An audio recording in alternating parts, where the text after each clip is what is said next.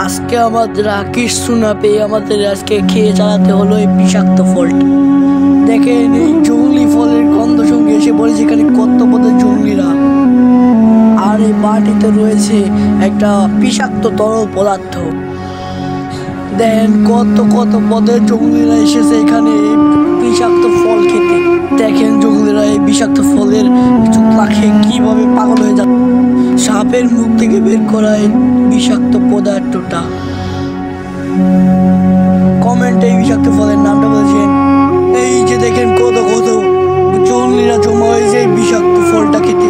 আমরা এসেছি একটা জঙ্গলের মধ্যে। দেখেন এখানে একটা হন্টেড হাউস আছে। এই বাড়িতে বলা হয় অনেকগুলো ভূত থাকে। এই জঙ্গলিদের না খেয়া দিলে জানলে আমরা দেখেন আমাদের বিষাক্ত ফলের গ্রানে